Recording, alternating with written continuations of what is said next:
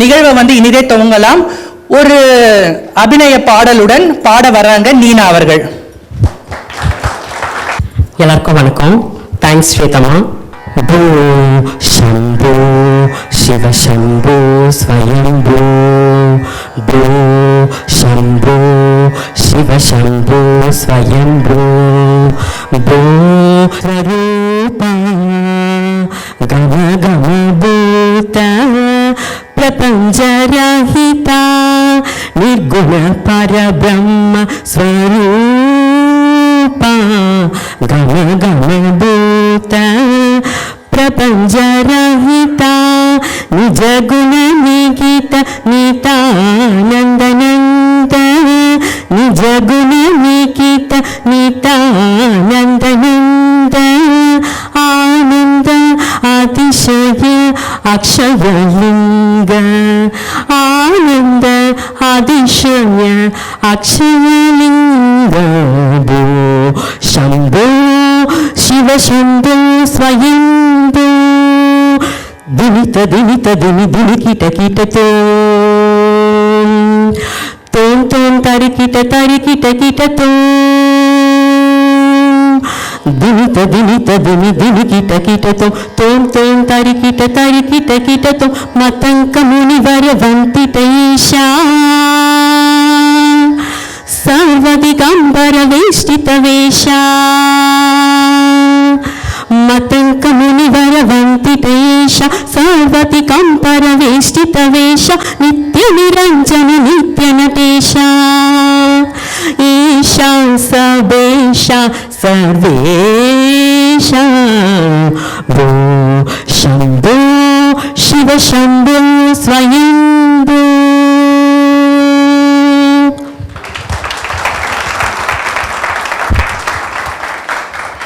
நல்லாவே தட்டலாமே. ஒரு கர்நாடிக் சிங்கிங் வந்து திருநங்கைகள் வந்து பாடுறாங்கன்னும் போது சொல்லணும். அவங்களுக்கு நிறைய திறமை இருக்கு. She is a dancer and social worker and singing. பவுண்டிவின்ல 2 வருஷம் ஃப்ரீயா கர்நாடிக் மியூசிக் கற்றுக் கொடுத்து டி நகர்ல இருக்கிற பிரபலங்கள் வந்து பர்ஃபார்மன்ஸ் பண்ணக்கூடிய கிருஷ்ணகானா சபால அவங்கள பாட வச்சிருக்கிறோம், அரங்கேற்றம் பண்ண வச்சிருக்கிறோம். ஸோ ஏன் இதை சொல்றோம்னா, திருநங்கைகளுக்கு திறமைகள் பலவிதம், அதை அடையாளப்படுத்தி அதுக்கான வழிமுறை ஏற்படுத்துவதுன்றதுக்கான அந்த சப்போர்ட்டிங் சூப்பர்வேஷன்ஸ் பீப்புள் தான் நாமெல்லாம் இங்கே இருக்கிறோம் நான் நினைக்கிறேன். ஸோ அடுத்ததான் காளியோட நடனம். காளியை பற்றி சொல்லணும்னா, பவுண்டிவின் ப்ரோக்ராம் நடக்கும் போதெல்லாம் எப்பவுமே ஒரு பர்ஃபார்மன்ஸ் எங்களுடைய சப்போர்ட்டராக வந்து நிற்பாங்க. ஸோ சி தமிழ் புகழ் காளியோடைய ஒரு அபிநய சரஸ்வதியை உங்களுடன். 5 4 3 2 1.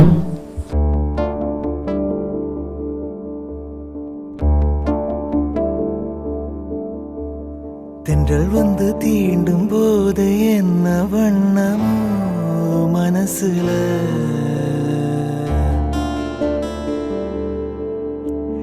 திங்கள் வந்து காயும் போது என்ன வண்ணமோ நனப்புல,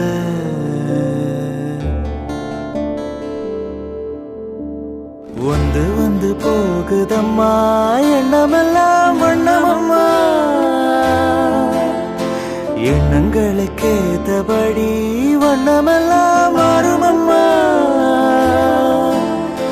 உண்மையம்மா உண்மையா நானும் சொன்ன பொன்னம்மா சின்ன கண்ண,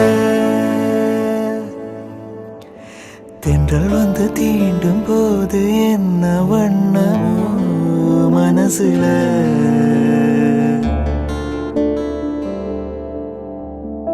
எவரும் சொல்லாமல பூக்களும் வாசம் வீசுது, உறவும் இல்லாமல இருமனம் ஏதோ பேசுது, ஓட நீரோட இந்த உலகம் அது போல ஓடும், அது ஓடும்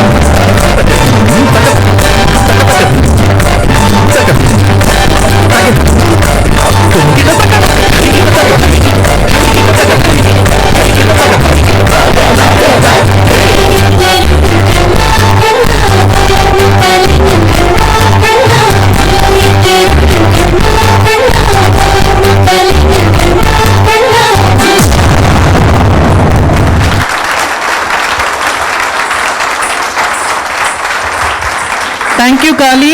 ரொம்ப அழகா மாயக்கண்ணனின் அபிநயங்களை ரொம்ப அழகா பண்ணியிருக்காங்க. ஏன் அப்படின்னா கலை அப்படின்றது ரொம்ப முக்கியம் இல்லையா? அது திருநங்கைகள் வந்து கல்ச்சுரல்ஸில் வெரி வெரி இம்பார்ட்டன்ட். டான்ஸு, பாட்டம், ஆட்டம், குத்தாட்டம் அந்த மாதிரிலான்ட்டு. இதோ நாடகம் பார்க்கலாமா? வாங்க. யாரு கூப்பிடலாம் நாடகத்துக்கு? ஆமா, உங்க கைத்தட்டலோட இந்த நாடகத்தை அரங்கேற்றம் பண்றதற்கான ஒரு நாடகமா இது இருக்க போது. எல்லாரும் கொஞ்சம் சைலண்டா இருந்தீங்கன்னா own voice is a better than. அதனால யாரையும் பேசாதீங்க. இந்த நாடகத்தை பாருங்க, உற்று நோக்குங்கள். நன்றி. யாருக்காவது கதை பிடிக்காம இருக்குமா? லதாக்கா சொல்லுங்க பார்க்கலாம். கண்டிப்பா உங்களுக்கு பிடிக்கும் தானே. சில பேருக்கு சந்தோஷத்தை கொடுக்கும். சில கதைகள் ஒரு சில பேருக்கு சோகங்களை கொடுக்கும். ஆனா சில கதைகள் சிந்திக்க வைக்கும். அந்த மாதிரி ஒரு கதைகள் தான் நாங்க இன்னைக்கு உங்க முன்னால பண்ண போறோம். ராதாமா, கதை கேட்க காத்துறீங்களா? சாப்பிடுமா?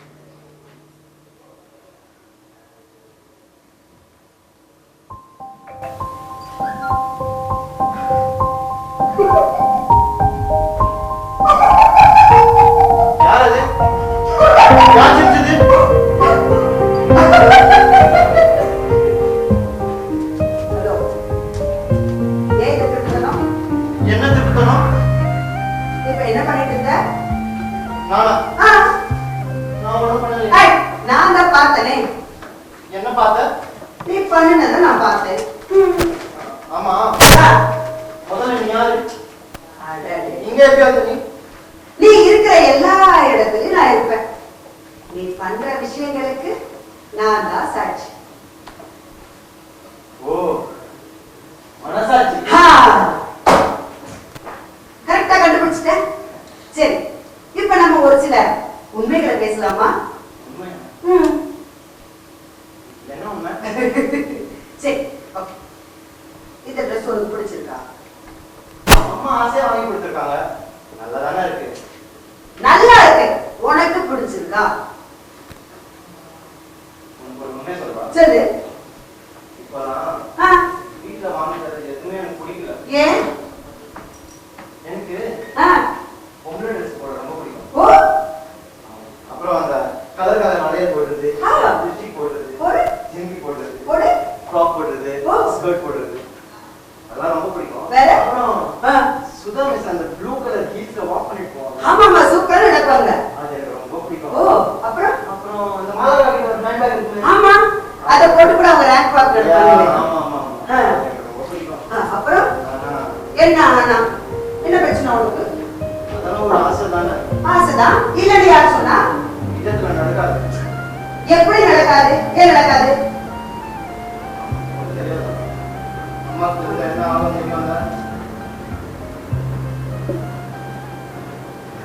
தெரியுமா?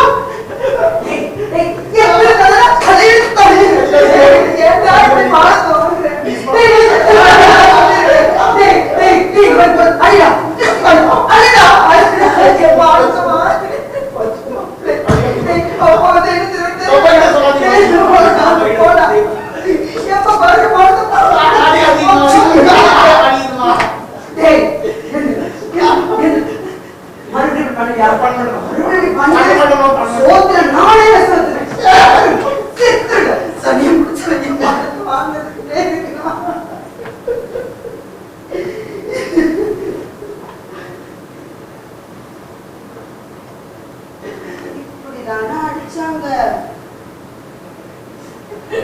கூட என்ன பார்த்தா கிண்டலா இருக்குல்ல? சேச்சா, கிண்டலாலாம் இல்ல. ஆனா ரொம்ப பாவமா இருக்கு. 12 வயசு வரைக்கும் கண்ணே மணியன்னு கொஞ்சினவங்க ஒரு சின்ன மாற்றத்துக்காக இந்த அடி அடிக்கிறாங்க. அழுங்க அப்பா, நீ மட்டும் மத்த திருநங்கைகள் மாதிரி மாறின. ஐயோயோ யப்பா. அப்போ நான் என்னதான் பண்றது? அப்படி கேளு, நான் சொல்றேன். ஒரு வழி இருக்கு. என்ன வழி? வீட்டு வெளியில போயிரு. வீட்டு வெளியே போய்? ஆமா, நீ நினைச்ச மாதிரி இருக்கலாம். எவ்வளவோ வாழ்க்கையில சாதிக்க வேண்டியது காத்து கிடக்கு. அதெல்லாம் பண்ணாம இப்படி அடி வாங்கிக்கிட்டு உணர்வுகளை புதைச்சிக்கிட்டு. அப்போ அப்பா அம்மா? அப்பா அம்மா அவங்க உன்னுடைய உணர்வுகளை ஒரு நாளும் புரிஞ்சுக்க போறது இல்ல. அவங்களுக்கு என்ன தேவை? ஒரு வாரிசு. அதுவும் எப்படி? ஆண் வாரிசு. அது ஒரு நாள் பண்ண முடியாது தானே? நான் சொல்றதுக்கு வா. நான் சொன்னா கேட்கல. வா. என்ன பண்றது? இந்த ட்ரெஸ் போடு. இந்த ட்ரெஸ் போடு.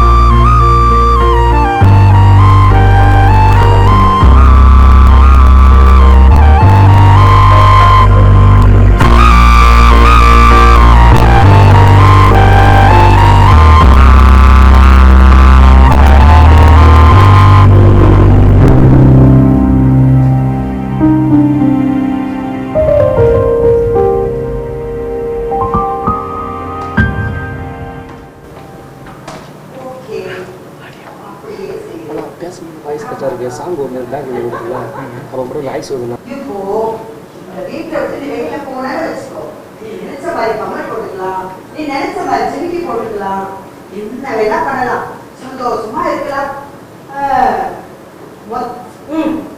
மொத்தத்துல நீ ஒரு பொண்ணா இருக்கலாம். என்ன சொல்ற? வா.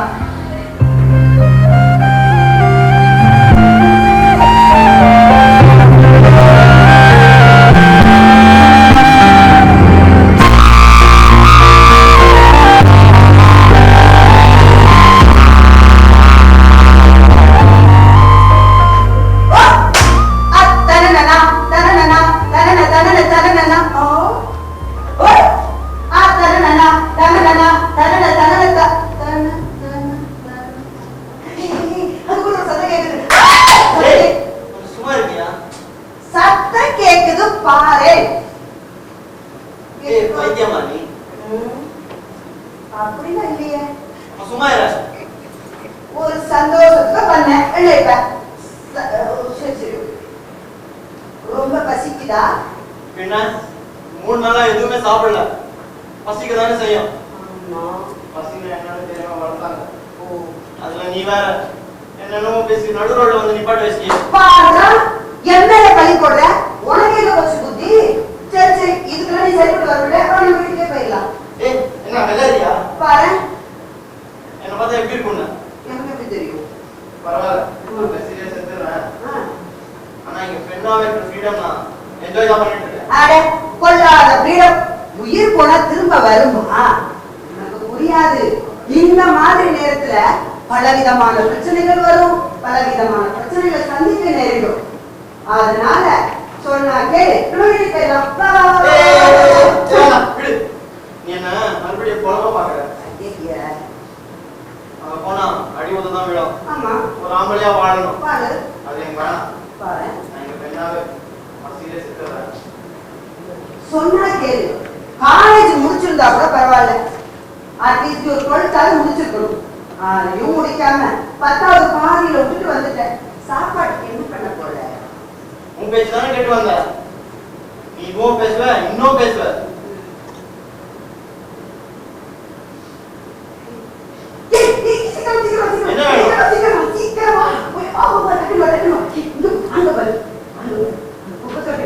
இப்பதான் ஒருத்தர் சாப்பாடு வச்சு போறாரு. சீக்கிரம் போய் சாப்பிடு, சீக்கிரம் போ. நீனா பைத்தியமா? ஏன் குப்பை தொட்டியில போய் சாப்பிட சொல்றேன். பசியில செத்துட்டு இருக்க, குப்பை தொட்டியில இருக்கிற சாப்பாடு எவ்வளவோ மேல். ஏதோ பசிக்குதுன்னு சொன்னேன், அட்வைஸ் கொடுத்தேன். இதுக்கு மேல ஓவர் இருக்கும்.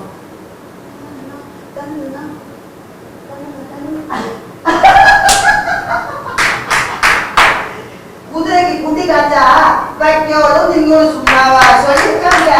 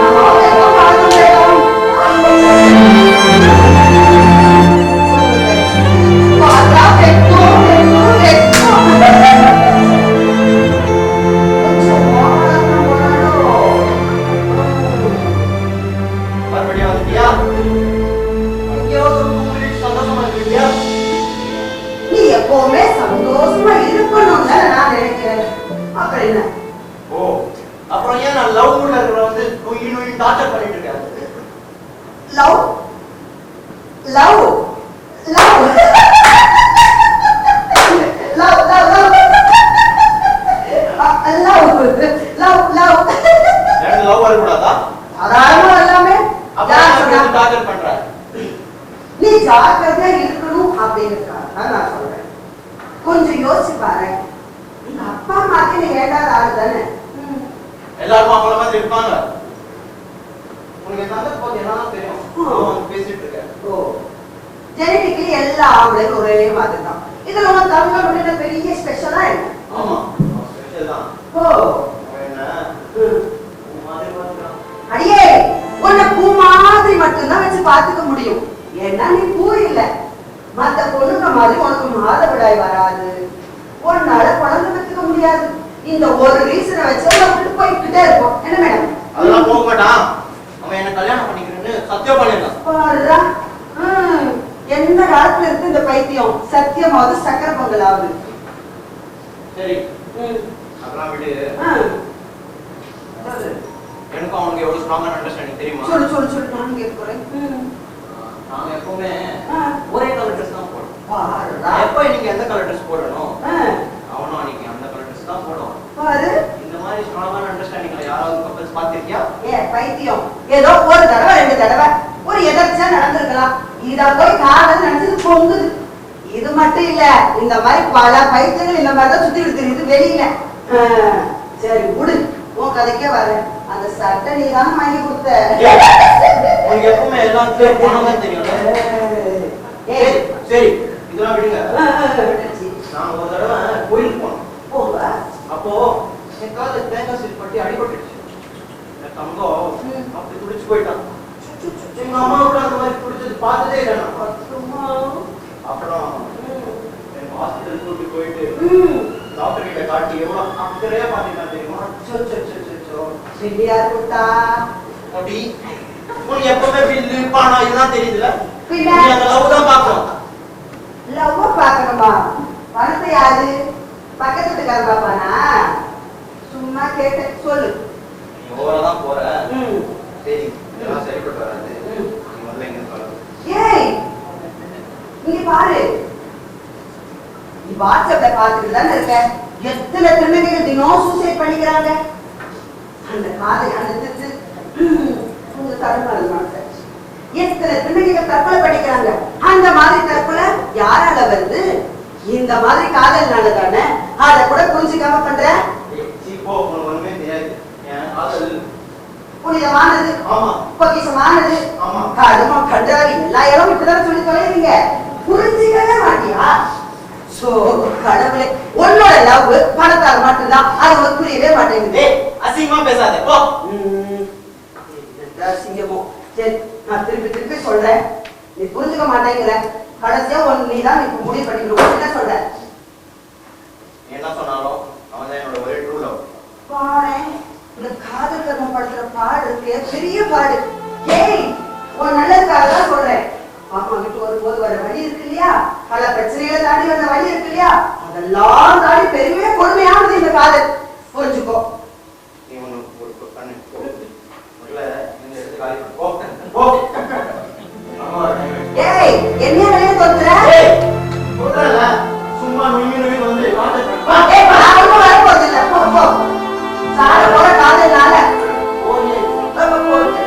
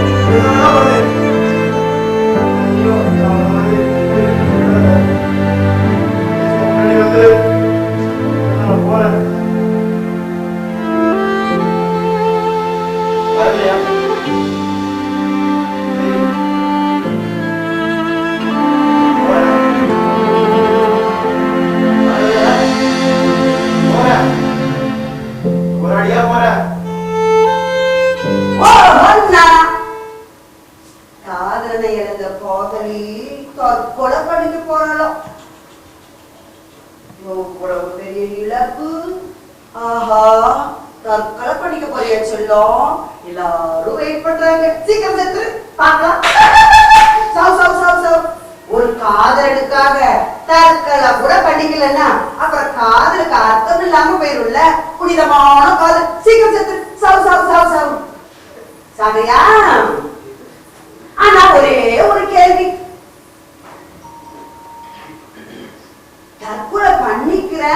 பண்ணிட்ட. எப்ப செத்துருக்கணும்? உங்க அப்பா அடிச்சாங்க, அம்மா அடிச்சாங்க, வீட்டை விட்டு வெளியில தோத்துனாங்கல்ல, இவ்வளோ பெரிய அவமானத்துல ஏன் சாகல? குப்பை தொட்டில மிச்சு சாப்பாடா இருந்தாலும் பரவாயில்லன்னு சாப்பிட போனீங்க உன் தன்மானத்தை விட்டு. அப்ப ஏன் சாகல? பாலியல் தொழில் பண்ண, பலாத்காரங்களை சமாளிச்ச, அவ்வளோ பிரச்சனைய தாண்டின நீ ஏன் சாகல? இப்ப சாக முடிவெடுத்திருக்கிற சொல்லு.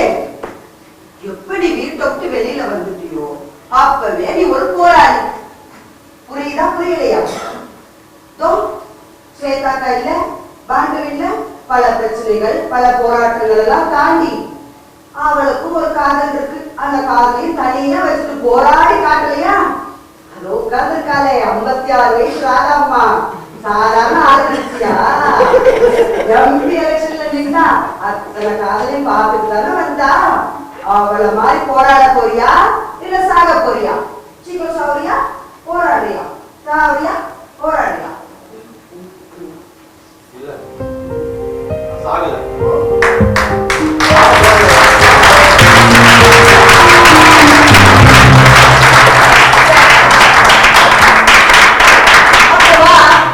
அடுத்த போராட்டத்துக்கு தயாராகு.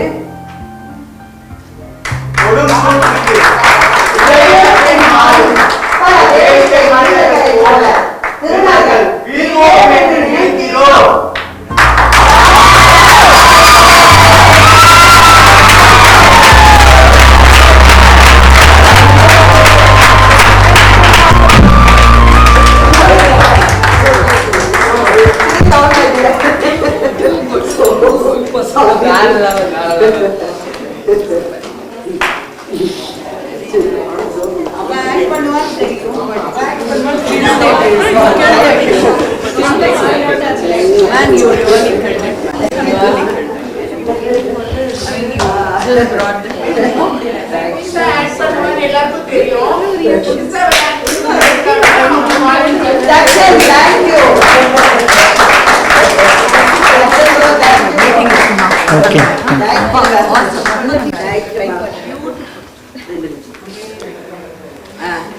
Thank you Latha ma'am. எல்லாருக்கும் வணக்கம். ஏன் சத்தம் கேட்கும்?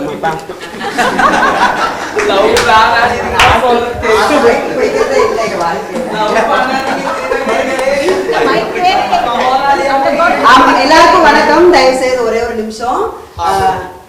இந்த நடிப்பு 1% தான் என்னுடைய குருநாதர் போட்ட பிச்சை. அவர் வந்திருக்காரு, இன்னைக்கு அவர் முன்னாடி நான் நடிக்கிறேன் அப்படிங்கிறது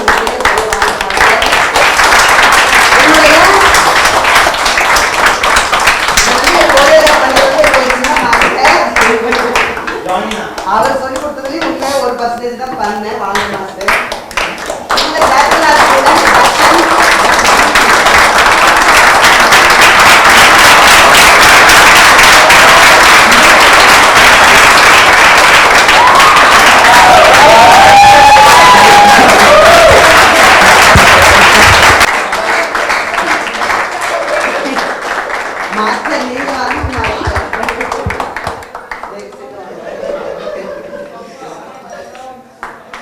அதாவது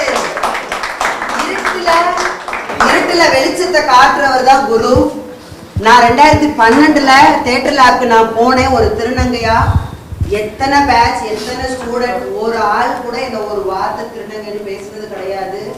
இத்தனை பேர் சொன்னாங்கன்னா இந்த பிரச்சனைக்காலான இந்த பிரச்சனைக்கால ஒருத்தர் கூட என்னை வந்து திருநங்கையா பார்த்ததே கிடையாது. ஒரு வாழ்க்கையில அப்பா அம்மாவை விட எனக்கு மிகப்பெரிய ஒரு வழிகாட்டி, ஒரு பாலியல் தொழில் இல்லாம பிச்சை எடுக்கள் இல்லாம ஒரு வழிகாட்டி நீ நான் முன்னால நிற்கிறாங்க எனக்கு குருநாதர் தான்.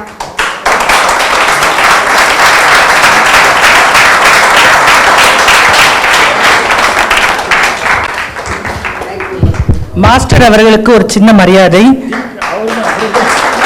அவங்க என்டையர் டீமுக்கு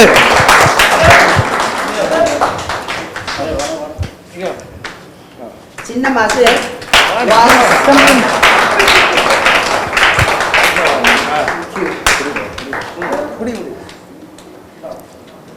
அண்ட் மாஸ்டர், நீங்க உங்களுடைய மாணவிக்கு ஒரு சின்னது.